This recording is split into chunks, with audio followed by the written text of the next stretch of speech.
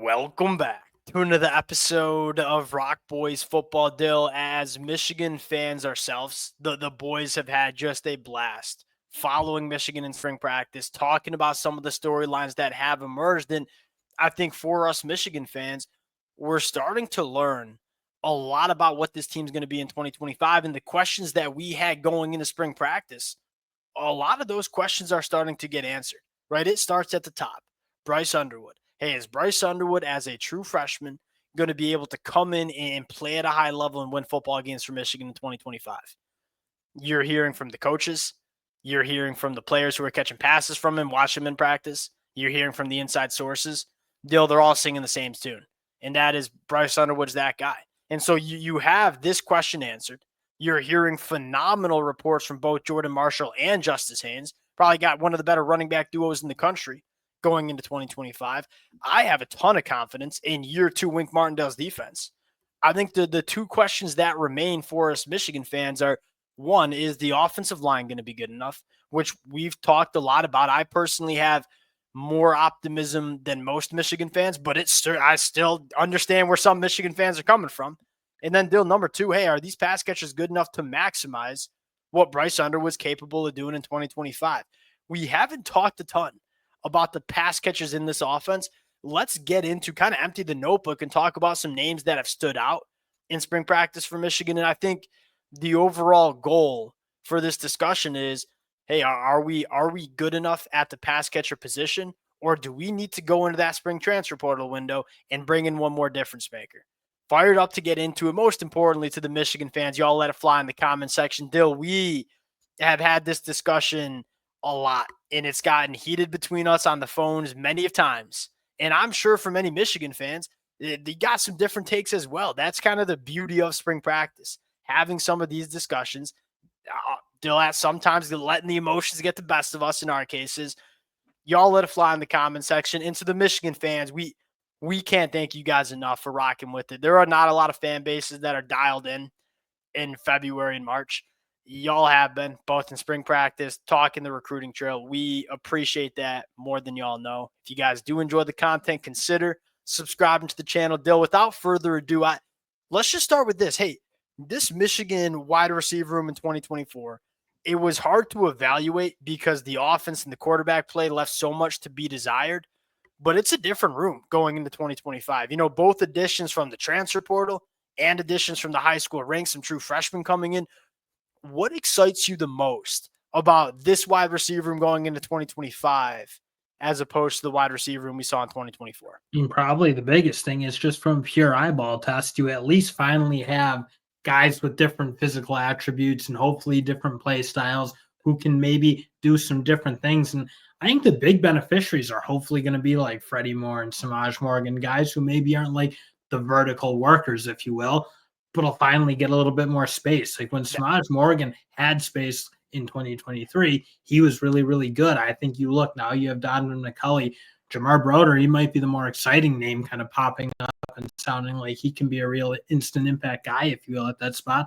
But at least you finally have the body types and the variability and the skill sets to run like a full offense. Is that a fair way to put it? Yeah, I think so. I would sum it up a little bit quicker than you. It's the size. Like go back to Michigan in 2024. The wide receivers just they weren't all that big. We didn't have much vertical presence. Now I get the quarterback play, that the kind of offense we were running was not very conducive to pushing the ball vertically down the field. But at the end of the day, Michigan did not have these big, fast, physically imposing wide receivers to really go make plays down the football field.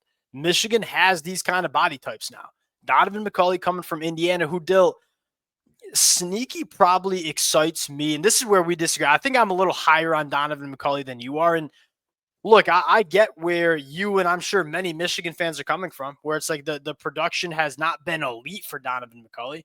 Dill, this was a guy that last time he played Michigan, he was a quarterback. Like, I think there's still some room for development for Donovan McCulley as an actual pass catcher. But at the very least, he brings that skill set that we were missing. And then I think you hit the nail on the head, Jamar Broder. I mean, when's the last time we've had a freshman wide receiver come in and create the amount of buzz that Jamar Broder has kind of built up? And Dill, what excites me the most is go back to the Chip Lindsey offense at UNC with Drake May. When he has a quarterback that he knows is talented. He is going to work the ball to the boundaries, and he is going to work the ball vertically down the field. And I think Donovan McCulley and Jamar Broder are two guys that can provide Bryce Underwood that skill set where, hey, we're going to start pushing the ball a little bit more vertically down the field, which is going to help this Michigan offense in so many different ways in the 2025. Well, yeah, because it's not even just about being explosive. Like, yeah, you obviously want that, but it's about then maximizing everyone else on the field. Like the tight end position, I'm like, that's still the best group, I'd say, in terms of who are going to be the great pass catchers. A bit. Arlen Klein and Hogan Hansen, I look at as still the guys who I think this offense can kind of run through, especially Hogan Hansen. I think he is a special receiving talent. But even the running backs, like, can you like just get guys off the line of scrimmage a I little think what bit? you're trying to say here is, hey, we need pass catches that defenses have to respect working vertically down the field, because we didn't have that last year. I mean, it was consistently 8-9-man boxes. You can have the best offensive line in the country. If teams are going to put 9 guys in the box, you probably ain't going to run the football that well. And so I'm kind of with you. It's, yes, the ability to push the ball vertically down the field and make explosive plays. That helps with Donovan McCulley and Jamar Broder. But having those presences on the football field that can win vertically, all of a sudden, if you're a defensive coordinator trying to come play Michigan, you can't just roll your safeties in the box. Because I got to be honest, I don't know that Michigan's going to get like Cam Coleman or Jeremiah Smith production from there. Yeah. McCulley and Jamar Brown, like, and I'm probably not like, that's not a super hot take, obviously, and it's exaggerated, but like, I don't think that's going to be the strength of this offense necessarily. Fair. But at least hopefully you can, again, just run an offense that you can create some space on the field and let your guys, again, I do think there are stars on this offense, whether it's at the running back spot, whether it's at the tight end spot. I think there's stars who can make some things happen. But again, you needed to round out that skill set on the offense side of the ball with some guys who at least can pose the threat that if you leave them one-on-one, there's a chance you can get beat with pass interferences. Want to hear a crazy stat? When I was kind of prepping this episode, Donovan McCulley, going back to his 2023 season, that last full season he played in Indiana, 11 contested catches. Compare that to the whole entire Michigan wide receiver room in the 2024 year. That's the same freaking number.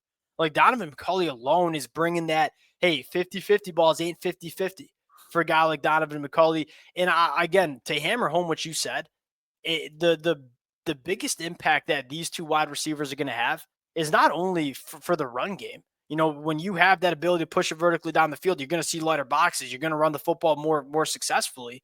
But still, for guys like Samaj Morgan, for guys like Freddie Moore, for a guy like Anthony Simpson, who I low-key thinks has some juice with the football in his hands, Samaj Morgan in 2023 was kind of dynamite. You know, he wasn't the face of the Michigan offense when you have guys like J.J. McCarthy and Blake Corum and Roman Wilson, but Michigan made it a point to get him the football in that freshman year, and he had more success because when he was getting the football in some of those quick game stuff and like the bubble screens that we saw, he had more space because he wasn't seeing these loaded boxes with everybody condensing down. And so I think Freddie Moore and Samaj Morgan, the guys that can thrive with the football in their hands, they're going to excel as well. I do have a question for you, and I'm going to probably put you on the spot here. Who's your dark horse? And if you don't have necessarily an answer, I can start. But in terms of, all right, Donovan McCulley, Freddie Moore, Samaj Morgan, they're used up. You can't talk about those three. What's a wide receiver that maybe Michigan fans aren't talking about a lot, but you think's going to have a season for Michigan in 2025? Probably Kendrick Bell, honestly. And it might be Ronnie Bell might be rubbing off a little bit on me, but he talked about another guy who it did feel like they wanted on the field. They wanted to be involved to an extent. Obviously, he can get into the game with a trick play here and there with his kind of quarterback skills, if you will. But he's a guy like, and again, wasn't someone I would have thought would be an early impact guy, but like similar to like Ronnie, he's a really good athlete. He does kind of have some size and some like, again, ability to do some things maybe you couldn't really do particularly effectively last year, but he's kind of a guy I look at like a really smooth mover at that kind of size. Could be a good productive player. Yeah, I actually don't hate that. I mean, my first pick was Jamar Broder, and my second pick was Andrew Marsh, who I think is. Did you just scoff at my Jamar Broder pick? Just talked about Jamar Broder. Well, but nobody else is talking about him, so I thought I'd take him. But I'd also talk about Andrew Marsh, who hasn't. I mean, he was the one getting the buzz before spring practice. But now that spring practice started, all that attention went to Jamar Broder turning heads. Dylan, Andrew Marsh was probably one of the most year one ready wide receivers from a skill set standpoint that Michigan has signed in a very long time.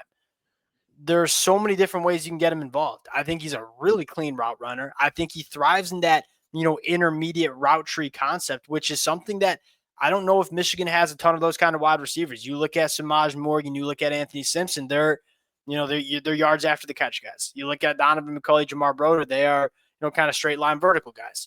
Fred Moore is probably the only other name, and you could throw in Kenny Bell there too. That's why I kind of liked your pick. One of the things Ron Bellamy noted is this is the deepest receiver room that he's had since he's been at Michigan. Competitive depth is going to help. Like, Michigan didn't have competitive depth last year. Now I feel like you have it because you have a couple transfer portal additions that are bringing some juice and bringing some proven production. But you also have added 2 wide receivers from the freshman class that sound to be pushing for starting reps. And look, if you want to play for Michigan at wide receiver, you probably got to earn it in spring practice and fall camp. You also didn't lose a ton of guys like a Channing Goodwin, Kenny Bell, like those aren't, or even Samaj and Freddie. Like there are guys who I think at the end of that year, when you have a year go the way it went for them, yeah, you see some guys hit the portal and you do have a little bit of attrition. Like obviously Tyler Morris hit. Yeah. He was going to be a senior. It did feel like kind of like, yeah, it made sense. And maybe you wouldn't have loved to lose him, but like it is what it is. But they really didn't have as much churn through that position No. group as I think was possible. Maybe that tells you a little bit about the buy you have from both Chip Lindsey and Bryce Underwood. Here's another X factor that I'll throw, and we talked a very similar with Juan Castillo on the offensive line. You're bringing Soup Campbell, who he's got a very good resume of wide receivers that he's developed. And Ron Bellamy, I think the jury's still out on him. I like the vibes that he brings, but he's still kind of a younger coach in the college football landscape that's, still trying to figure some things out. It's still kind of similar to how we talked about Grant Newsome. Like, look, I think both of them can be good coaches, but they're young and kind of developing as coaches. You're bringing Juan Castillo on the offensive line. Then you bring in Soup Campbell, he's a grizzled veteran when it comes to coaching and developing wide receivers. I think that certainly helps as well. And Dill, at the end of the day, there's going to be more opportunity for these wide receivers to have success because this Chip Lindsey offense, you're probably not going to see as much 12 personnel. You're probably going to see more 3 wide receiver sets. There's going to be a little bit more space and opportunity to go make plays because at the end of the day, we want to get so critical of these wide receivers from the 2024 year. It's not like they had a ton of opportunity to show us what they could do because Kirk Campbell, Davis Warren didn't really give them a chance.